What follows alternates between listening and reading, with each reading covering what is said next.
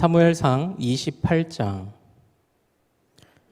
15절 말씀, 자 우리 한 목소리로 읽겠습니다. 시작. 사무엘이 사울에게 이르되 내가 어찌하여 나를 불러 올려서 나를 성가시게 하느냐 하니 사울이 대답하되 나는 심히 다급하니이다. 블레셋 사람들은 나를 향하여 군대를 일으켰고 하나님은 나를 떠나서 다시는 선지자로도 꿈으로도 내게 대답하지 아니하시기로 내가 행할 일을 알아보려고 당신을 불러 올렸나이다 하더라. 아멘. 아멘.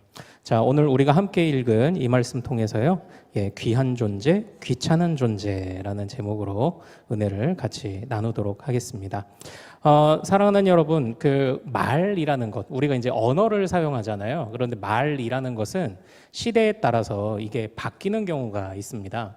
그 예전에 혹시 여러분들 추노라는 드라마 기억하시나요? 추노. 도망간 이제 그 종을, 노비를 잡는 추노꾼들 추적해서 잡아다가 다시 원주인에게 돌려주고 살해를 받는 그런 추노꾼에 관한 이야기가 있었잖아요.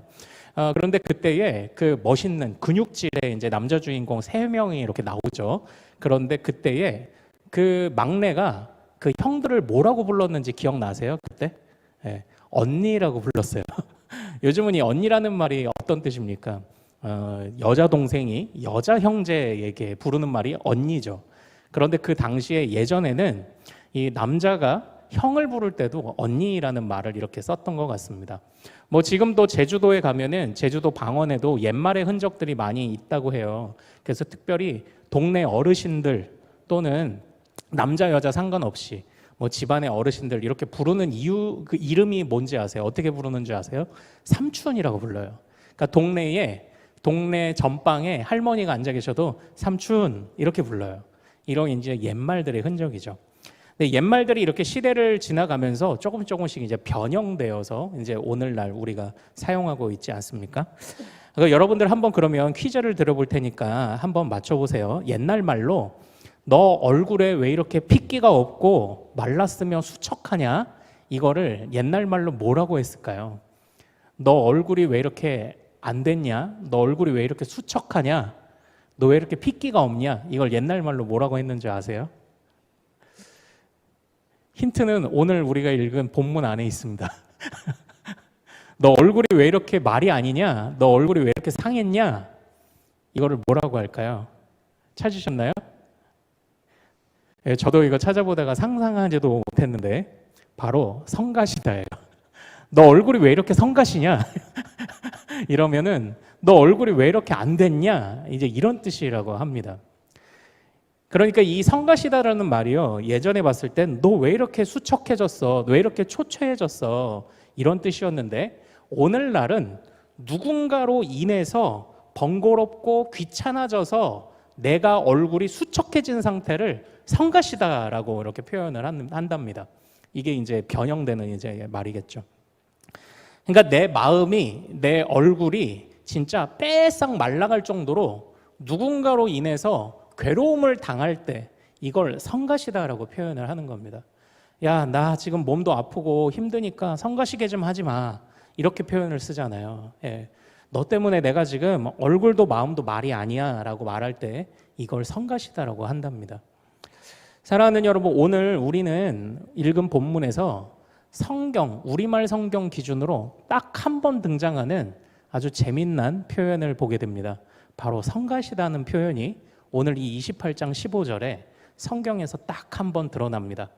제가 조금 설명을 드릴게요. 이게 히브리어 원어상으로는 여러 번 나타나요. 그런데 우리나라 말로 정말 절묘하게 번역을 한 거예요. 성가시다. 지금 누가 누구에게 성가시다고 말을 하는 겁니까? 바로 사무엘이 사울에게 야, 너 진짜 성가시다 라고 말을 하는 그런 장면입니다. 오늘 본문은요, 우리가 지난주에 살펴봤던 것처럼 블레셋이 쳐들어왔을 때 이 사울이 하나님 앞에 간구를 해요.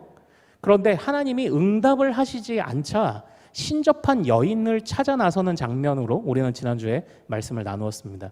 자기가 신접한 여인들과 무당들과 박수들을 다 쫓아내놓고 결정적인 순간에 그 여인을 찾으러 가는 겁니다. 그래서 신접한 여인에게 사무엘을 좀 불러줘라고 그렇게 이야기를 하는 장면입니다. 그리고 실제로 사무엘이 나오죠. 그러니까 여기서 좀 오해를 다시 한번 부탁을 드리는데 오해는 하지 마십시오. 우리가 상황에 따라서는 신접한 여인과 박수도 우리가 활용할 수 있다? 아니요, 절대 그런 건 아니에요. 특수한 상황입니다. 특수한 상황. 하나님이 특별히 허락하신 상황인 것 같아요. 그 불려 올려진 어떤 존재의 모습을 놓고 보면 사무엘이 맞는 것 같습니다.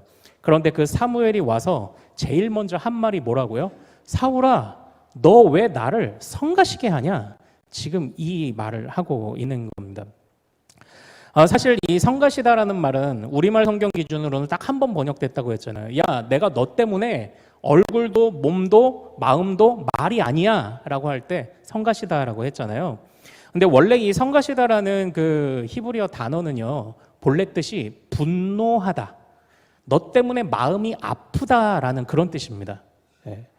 분노하고 마음이 아프다. 그러니까 지금 이 사울이 또 이제 어떤 마음이 있냐면 요동치다, 이제 이런 마음이 있어요. 이런 뜻이 있어요.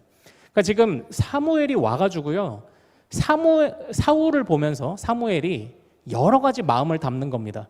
야, 너 진짜 성가시다. 야, 내가 너 때문에 화가 났어.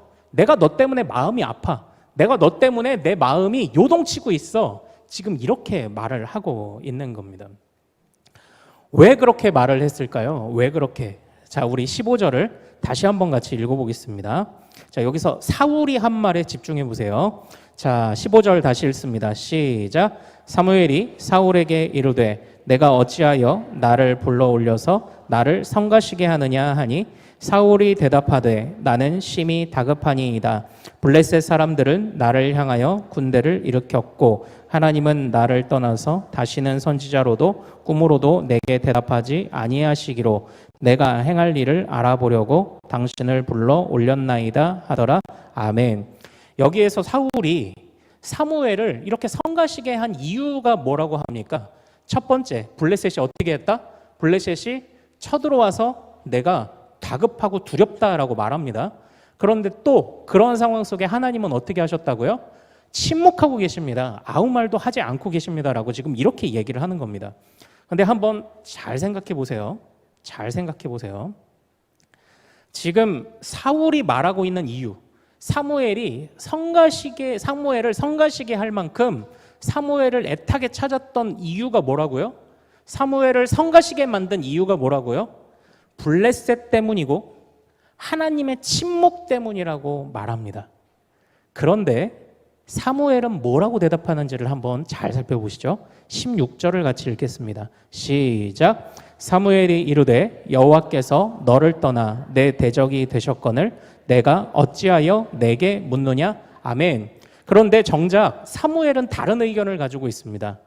사무엘이 왜 하나님이 침묵하셨고 너를 다급하게 만들었는지 뭐라고 말하고 있다고요? 하나님께서 사울을 떠나셨고 하나님께서 사울을 어떻게 해요? 대적이 되셨다. 사울의 대적이 되셨다라고 이렇게 이야기를 하고 있습니다. 여러분들 이걸 잘 한번 보세요. 사울은 지금 블레셋이 쳐들어왔어요. 하나님이 침묵하고 계세요. 그래서 사무엘 당신을 내가 이렇게 성가시게 하는 겁니다 라고 말하고 있어요. 그런데 사무엘은 뭐라고 말하죠? 하나님이 너를 떠나셨고 하나님이 너의 대적이 되셨다라고 이렇게 이야기를 하는 겁니다. 잘 보십시오. 지금 사울은 이러한 상황의 이유를 밖에서 찾고 있어요. 나 아닌 외부에서 찾고 있다고요. 블레셋이 쳐들어왔잖아요. 하나님이 침묵하셨잖아요. 그러니까 내가 지금 이런 행동을 하는 것 아닙니까? 라고 신접한 여인을 찾아온 자신의 행동을 정당화하고 있어요. 그런데 사무엘이 짜증을 내며 했던 말은 야, 그 이유가 너의 밖에 있는 것 때문에 그런 줄 아느냐? 라고 말하는 겁니다. 지금 하나님이 너를 이렇게 취급하시는 이유가 블레셋이 왔어. 그리고 하나님이 침묵하셔.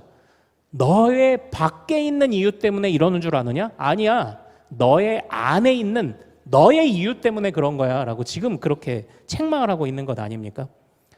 그러니까 이런 얘기죠. 사울아, 핑계대지 말고 제발 좀 똑똑히 알아. 이 상황은 네가 자초한 거야. 네가 하나님을 떠났기 때문에 하나님도 침묵하시는 거고, 네가 하나님을 대적했기 때문에 하나님이 블레셋을 일으키신 거야. 이렇게 말을 하고 있는 겁니다. 사랑하는 여러분, 요즘도 그런 차들이 있는지 모르겠습니다. 요즘도 그 차를 타고 앞에 가다 보면 이렇게 신호에 서 있으면 차 뒤에 이런저런 스티커들을 많이 붙이시잖아요. 우리 기독교인들 차 앞에 어떤 스티커들이 보통 붙어 있나요? 앞에 차에 어떤 스티커들이 붙어 있죠? 초보 운전 이런 것도 붙어 있고, 또 어떤 스티커 붙어 있습니까? 아이 둘 먼저 살려주세요. 이제 뭐 이런 스티커도 있어요. 또 어떤 스티커는 그런 것도 있더라고요. 아이 없어요. 저부터 구해주세요. 이런 스티커도 있습니다. 그리고 또 우리 믿는 분들은 어떤 스티커 주로 붙이세요? 예수천국 불신지역이요?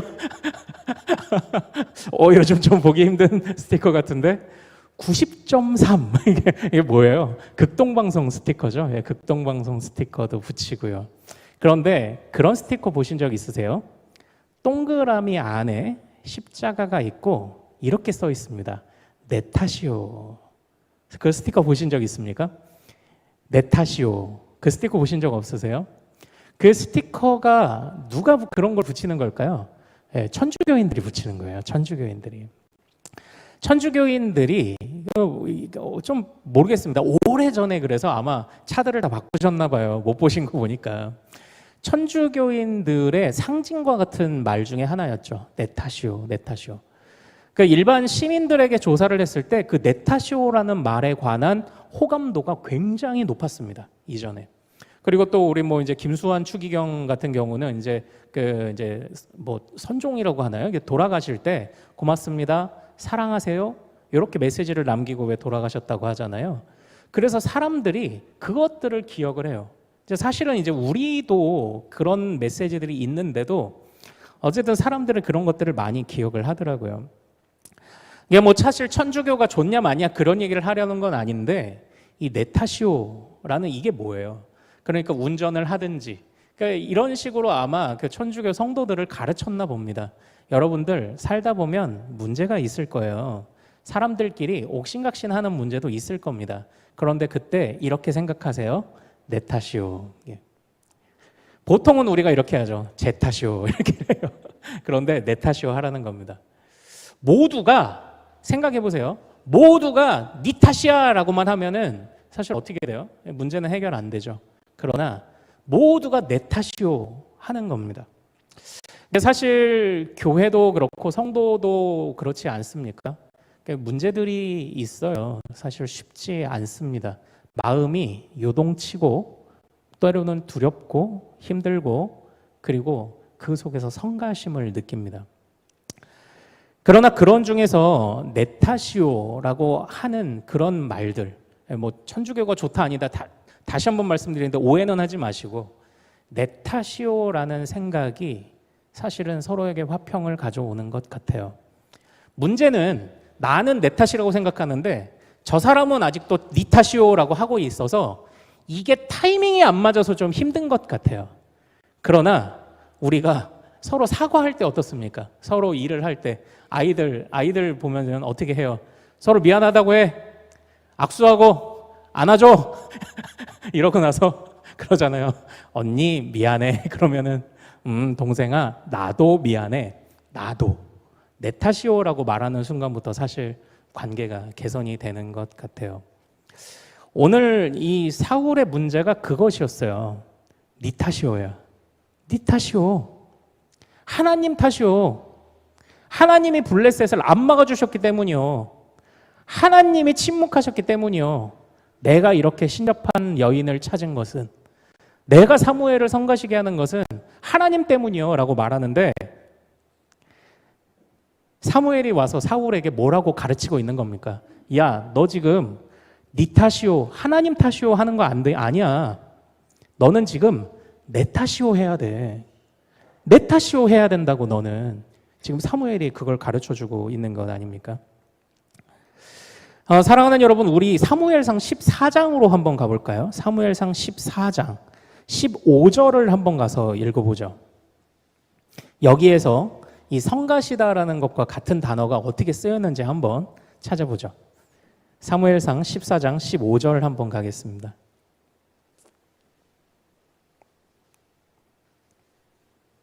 사무엘상 14장 15절 같이 한번 읽어볼까요? 자, 시작. 들에 있는 진영과 모든 백성들이 공포에 떨었고 부대와 노략군들도 떨었으며 땅도 진동하였으니 이는 큰 떨림이었더라. 아멘. 아멘. 지금 이 장면이 어떤 장면이냐면 블레셋이 이전에도 쳐들어왔던 게 처음이 아니에요. 항상 쳐들어와요. 그런데 그때에 이스라엘을 포위하고 있을 때 요나단이 자신의 부하들을 아주 소수만을 데리고 그 블레셋 한가운데로 쳐들어갑니다. 쳐들어가서 그때 이 요나단이 그들을 무찔러요. 그 요나단의 용맹함을 보고서는 블레셋에 있는 모든 진영도 백성도 부대도 노략군들도 떨었는데 뭐까지 떨었는 줄 아세요? 땅도 떨었다라고 이렇게 이야기를 합니다. 근데 이 땅이 떨었다라는 표현이요, 진짜 와 요나단이 대단하긴 했나 보다 뿐만 아니라 어떤 의미가 있냐면 우리 14장 6절을 한번 같이 읽어볼까요? 14장 6절, 10절 이렇게 읽어보죠. 자, 시작. 요나단이 자기의 무기를 든 소년에게 이르되 우리가 이 할례 받지 않은 자들에게로 건너가자 여호와께서 우리를 위하여 일하실까 하노라. 여호와의 구원은 사람이 많고 적음에 달리지 아니하였느니라. 10절. 그들이 만일 말하기를 우리에게로 올라오라 하면 우리가 올라갈 것은 여호와께서 그들을 우리 손에 넘기셨음이니 이것이 우리에게 표징이 되리라 하고 12절도 읽죠. 시작. 그 부대 사람들이 요나단과 그의 무기를 든 자에게 이르되 우리에게로 올라오라. 너희에게 보여줄 것이 있느니라 한지라. 요나단이 자기의 무기를 든 자에게 이르되 나를 따라 올라오라. 여호와께서 그들을 이스라엘의 손에 넘기셨느니라 하고 아멘. 요나단과 자기의 일부의 신복들이 대군을 향하여 쳐들어가서 막 하다가 잠깐 몸을 숨겼어요. 잠깐 몸을 숨겼는데 그때 요나단이 말하는 겁니다. 하나님이 저들을 우리 손에 붙이신다면 표징을 보여주실 거야. 저들이 야 니네 올라와라 라고 말하는 게 표징이야. 그런데 실제로 우리 12절 말씀처럼 블레셋 사람들이 야 올라와라 라고 말해요. 그때 요나단이 확신을 갖습니다. 하나님이 저들을 우리 손에 붙이셨구나. 그러면서 이 블레셋은 야 이 조무래기들아 어디 한번 덤벼봐 라고 했는데 실제 그들이 업신여기던 그 조무래기 같은 요나단과 일부의 신복이 블레셋을 해집고 와요. 왜 그렇습니까? 하나님이 응답하셨기 때문입니다. 그런데 요나단이 이렇게 지금 한번 보세요. 저들이 이렇게 말하면 하나님의 뜻이고 저렇게 말하면 하나님의 뜻이 아니야. 이게 단순히 하나님의 말씀을 가지고 어떤 뭐 배팅을 하거나 내기를 걸라는 뜻이 아닙니다. 요나단의 중심에 어떤 마음이 있었는지를 한번 잘 보십시오. 우리 6절 말씀을 다시 한번 읽어보죠. 사무엘상 14장 6절. 자, 시작. 요나단이 자기의 무기를 든 소년에게 이르되 우리가 이 할례 받지 않은 자들에게로 건너가자 여호와께서 우리를 위하여 일하실까 하노라. 여호와의 구원은 사람이 많고 적음에 달리지 아니하였느니라. 아멘. 이 요나단의 마음이 하나님의 응답을 가져온 거죠. 이 요나단의 마음이 만약에 여기서 하나님이 응답하지 않으셨다면 요나단은 어떻게 했을까요? 그냥 돌아갔겠죠. 이런 마음을 가졌기 때문입니다. 그때 이게 하나님이 부대도 진영도 15절처럼 부대도 진영도 노략군도 그리고 뭐까지 요동치게 했다고요? 땅도 요동치게 했어요. 여기서 이 땅도 요동치다 할 때 요 요동치다라는 단어가 바로 요 성가시다라는 단어입니다. 그러니까 이 요동치다라는 이 단어가 하나님의 일하심을 뜻할 때에는 천지가 하나님 앞에 떨며 엎드리는 것을 의미하는 그런 단어지만 이게 하나님과 어긋나 있을 때는 하나님의 분노를 뜻하는 단어예요. 하나님의 분노를. 그러니까 지금 사무엘이 나타나서 사울에게 야 성가셔라고 말한 건 단순한 사무엘의 말이 아닙니다. 하나님의 말입니다. 왜 그렇죠? 요나단은 군대 숫자에게 승패가 있는 것이 아니라 하나님이 붙들어 주셔야 된다라고 했지만 사울은 그러지 않았거든요. 사울은 하나님 빨리 어떻게 될지 답이나 해주세요. 하나님, 빨리 이 상황을 어떻게 해보시라고요. 그런데 문제는 사울은 하나님께로부터 등을 돌린 지가 오래라는 것입니다. 그러니까 이 사무엘상 안에서 이 성가시다라는 단어, 말하자면 분노하다, 요동치다라는 단어가 요나단과 사울에게는 너무나 극명하게 대조되어 사용되고 있는 겁니다.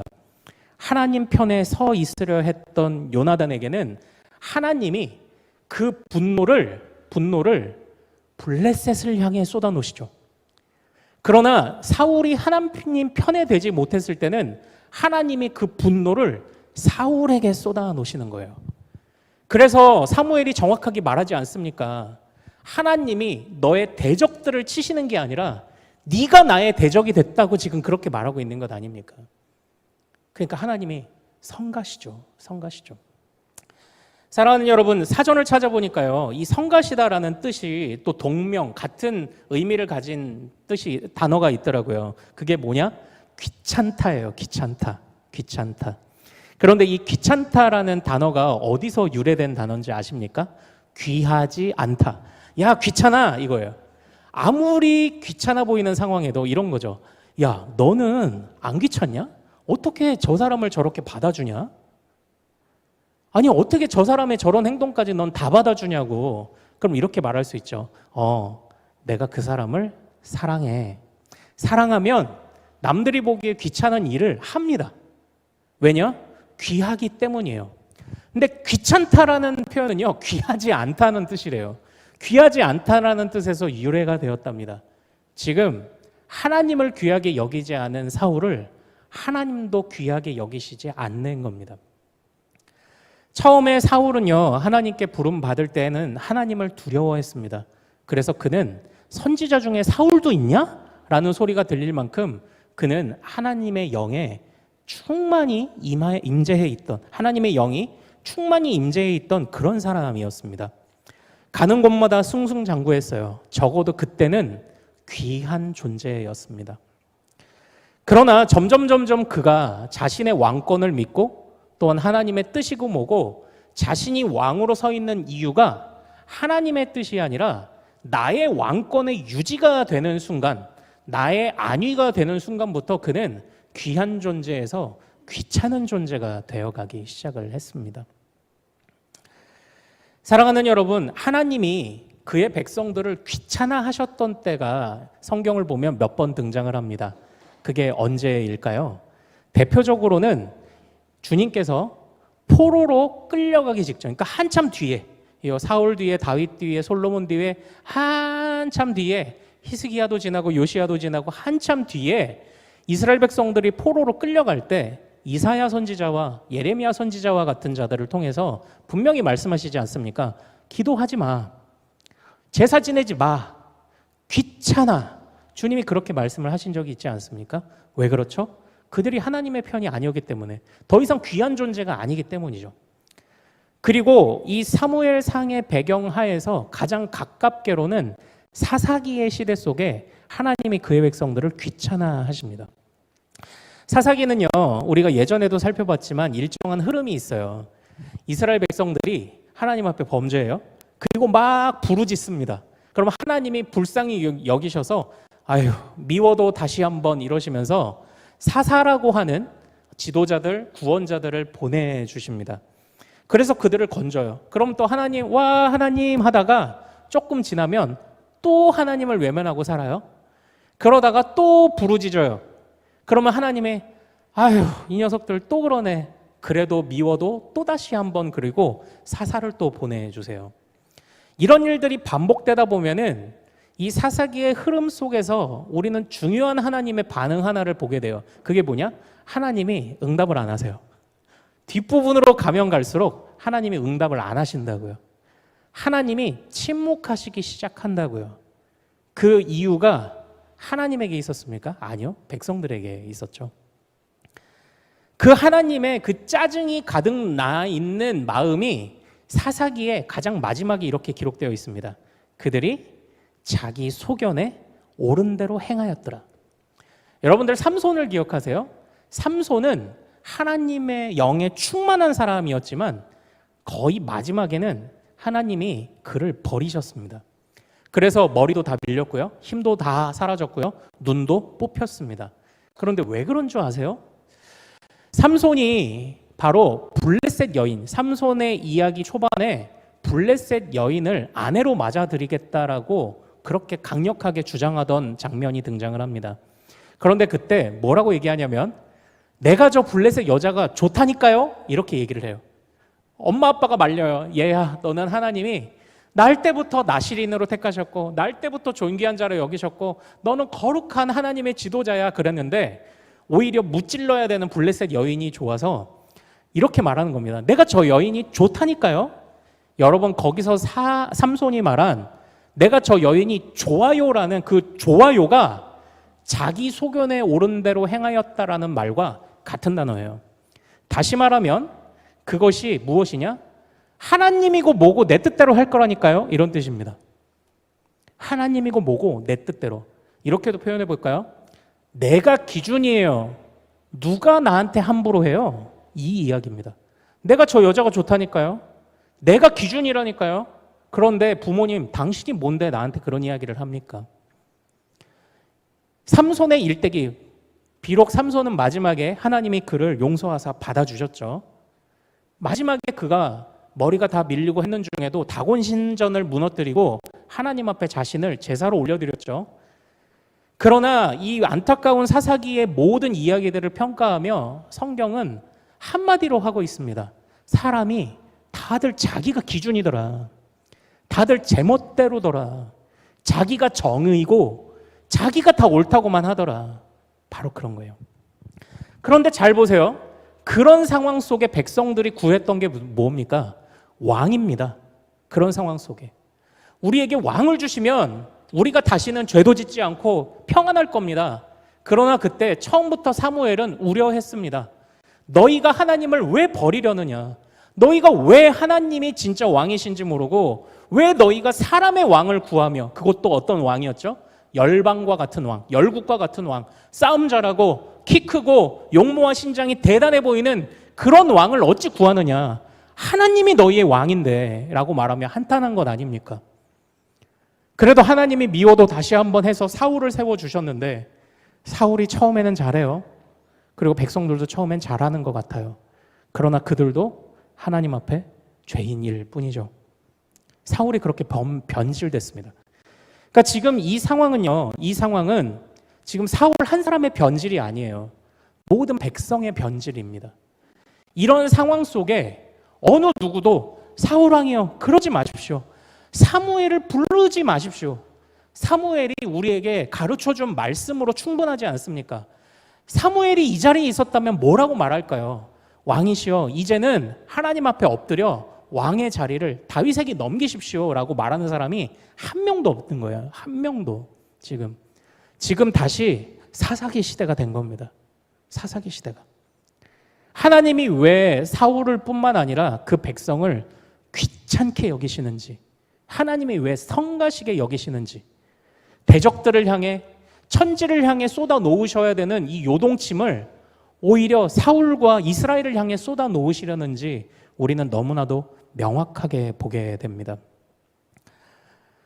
그 모든 이유를 그럼에도 불구하고 다 하나님 탓이요만 하고 있는 이 사울은 정말 구제불능이 되어버렸습니다. 사랑하는 여러분, 참 우리가 하나님 앞에서, 그러니까 참 이런 말씀은요, 참 우리로 하여금 참 돌아보게 만드는 것들, 반성하게 만드는 많은 교훈들을 주는 것 같습니다. 사실은 아픈 말씀이죠. 아픈 말씀. 우리는 하나님 앞에 귀한 존재입니까? 귀찮은 존재입니까? 우리는 하나님 앞에서 하나님이 우리를 보고 하나님을 성가시게 하는 존재입니까? 아니면은 우리는 하나님께서 여전히 품으시는 하나님의 거룩한 자들입니까? 물론 우리는 선하신 하나님을 의지하면서요. 그래도 마지막에 어떻게 해요? 삼손이 마지막에 어떻게 하죠? 하나님, 이번만 나를 강하게 하사라는 그 마지막 기도에 하나님은 응답하시거든요. 그가 부르짖을 때 하나님이 응답을 하시는 거예요. 마찬가지로 오늘날 우리도 하나님 앞에 엎드릴 때 주님이 우리를 분명히 받아주실 줄 믿습니다. 그러나 우리는 하나님이 우리를 용납하고 받아주실 것을 잊어서는 안 되지만, 그러나 우리 또한 하나님 앞에서 우리가 지금까지 들어온 말씀이 얼만데, 우리가 지금까지 해왔던 예배가 얼만데, 우리는 여전히 니 탓이오라고만 말하며 하나님 앞에 귀찮은 존재가 되고 있지는 않은가, 우리도 점검을 할 수 있기를 소망을 합니다. 사랑하는 여러분, 참 오늘 이 사울의 모습, 그러나 다윗은 어떤가요? 다윗은 사실 이 사건 앞에 사울을 두 번째 죽일 수 있었음에도 불구하고 안 죽인 다윗이 있었죠. 다윗의 모습이 너무나도 명확하게 대조가 되고 있죠. 하나님이 지금 다윗의 도망하는 중에 응답을 주시지 않아요. 똑같아요. 사울에게도 응답을 안 주시는데 사울은 편법을 씁니다. 그러나 다윗에게도 응답을 안 주시는데 다윗은 어떻게 했죠? 이미 주신 말씀을 붙들고 그냥 그것만 생각합니다. 하나님이 세우신 왕은, 하나님이 부으신 자는 내가 어떻게 할 수 있는 권한이 없어. 그것만을 생각하는 거죠. 왜냐? 이미 주신 말씀인 거죠. 이미 하신 주님의 말씀을 귀하게 여기는 자는 하나님께서도 귀하게 여기는 자이죠. 그러나 이미 베푸신 하나님의 말씀을 귀찮게 여기는 자는 하나님께도 귀찮은 존재가 되는 것이 아닙니까? 사사기 시대를 다시 가져온 이런 사울의 모습, 결국 사람의 힘으로 안 되는 거죠. 하나님이 우리의 왕이 되셔야 하겠죠. 사랑하는 여러분, 이 말씀은 오늘 우리 개인에게 뿐만 아니라, 그리고 오늘 우리가 살아가는 교회와 이 나라와 이런 사회 여러 모습에서도 중요한 교훈을 주는 것 같습니다. 절대 우리가 감나무 밑에서 입 벌리고 있듯이 그냥 만 하고 있으면 그게 하나님께 맡기는 거 아니에요. 하나님이 이미 주신 말씀을 힘입어 우리가 살아가는 그 자리를 충실히 지키는 거죠. 그러면 주님이 때가 되면 또 우리의 길을 인도하실 때가 있을 겁니다. 그러므로 하나님께서 우리에게 주시는, 하나님이 일하실 것을 기대하며 우리도 그 하나님과 더불어 이미 가르쳐 주신 것을 따라 함께 일하는 거죠. 그렇게 하나님의 나라를 세워가는 것 아닙니까? 지금 이 장면은 단순한 이스라엘을 세우는 문제가 아니라 하나님의 나라의 샘플을 세우는 장면입니다. 다시 말하면 하나님의 나라가 서는 장면이에요. 하나님의 나라는 하나님이 왕이죠. 하나님의 뜻만이 펼쳐져야 되는 것이죠. 우리도 항상 고백합니다. 뜻이 하늘에서 이루어진 것처럼 땅에서도. 이것이 우리의 매일의 고백이죠. 우리가 그 말씀대로 우리도 함께 달려가며 하나님 탓이오, 니 탓이오 하기보다는 하나님의 말씀 앞에 내 탓이오 하며 주님과 함께 이 나라를, 이 땅에 하나님의 나라를 세워가는 하나님의 거룩한 일꾼들 될 수 있기를 소망합니다. 주님이 우리를 귀하게 여기실 줄 믿습니다. 우리도 주님을 귀하게 여깁시다. 자, 우리 같이 좀 찬양할까요? 날이 저물어 갈 때, 빈들에서 외칠 때, 주님이 침묵하시는 것 같을 때가 있을 겁니다. 그러나 니 탓이오도 아니에요. 내 탓이오 하면서 그래도 주님이 일하실 것을 기대하는 우리가 될 수 있기를 소망합니다. 우리 같이 찬양합니다. 날이 저물어 갈 때, 날이 저물어 갈 때, 빈들에서 걸을 때, 그때가 하나님의 때. 내 힘으로 안 될 때, 내 힘으로 안 될 때, 빈들에서 걸을 때, 내가 고백해 여호와 이래. 다시 한번. 날이 저물어 갈 때, 날이 저물어 갈 때, 빈들에서 걸을 때, 그때가 하나님의 때. 내 힘으로 안 될 때, 내 힘으로 안 될 때, 빈손으로 걸을 때, 내가 고백해 여호와 이래. 주가 일하시네, 주가 일하시네, 주가 일하시네. 주께 아끼지 않는 자에게 주가 일하시네,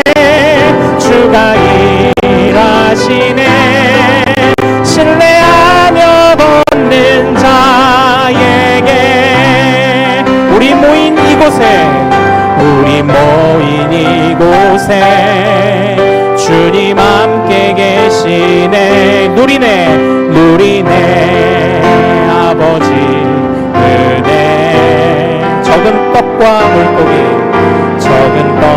물고기 내 모든 걸 드릴 때 모두 고백해 여호와 이래. 주가 일하시네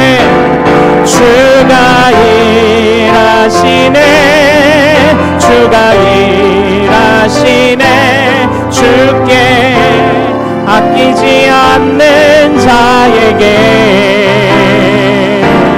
주가 일하시네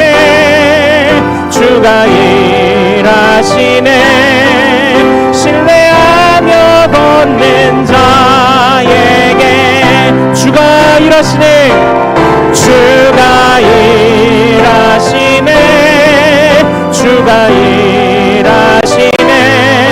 주께 아끼지 않는 자에게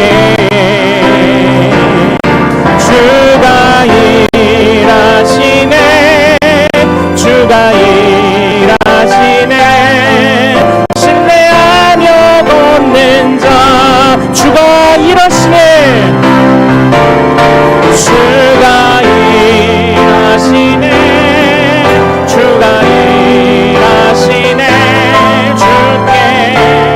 아끼지 않는 자에게 주가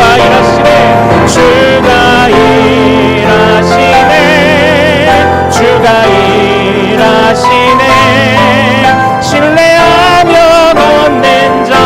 다시 한번 주가 일하시네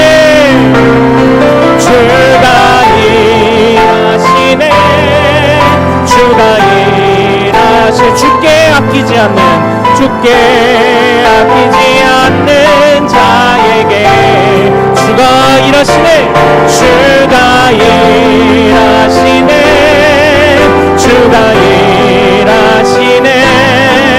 신뢰하며 걷는 자. 다시 한번 마지막으로 주가 일하시네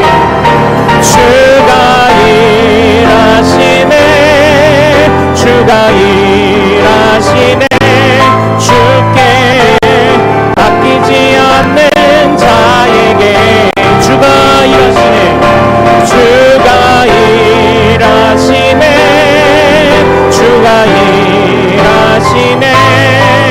신뢰하며 걷는 자에게. 우리 이 시간 같이 기도하기를 원합니다. 우리 먼저 말씀을 붙잡고 같이 한번 기도할까요? 우리 이 시간 간구합시다. 하나님, 주님이 정말 우리를 귀하게 여기시는 줄로 믿습니다. 하나님, 그러나 나는 하나님을 귀찮게 여기고 있는 것은 아닌지, 그래서 나도 하나님 앞에 귀찮은 존재가 되어버린 것은 아닌지, 성가신 존재가 되어버린 것은 아닌지요. 하나님, 부족하지만 우리를 향하여 한없이 은혜의 손길을 내밀어 주실 주님을 신뢰하옵나니 주님 기억하사 주님이 우리를 귀하게 여기시는 마음을 잘 헤아려 우리도 주님을 귀하게 여기게 하소서. 또한 주님께서 우리와 함께 세우신 우리 가족들, 교회 식구들, 하나님, 우리가 서로가 서로를 향하여 네 탓이요 하기보다는 내 탓이요 하면서 우리의 마음이 하나가 되고 일치되기까지 하나님, 우리가 서로 화평하는 자들이 될 수 있도록 도와주시옵소서. 자, 우리 말씀을 생각하며 먼저 주여 이름 크게 한번 부르고 같이 기도합니다. 주여!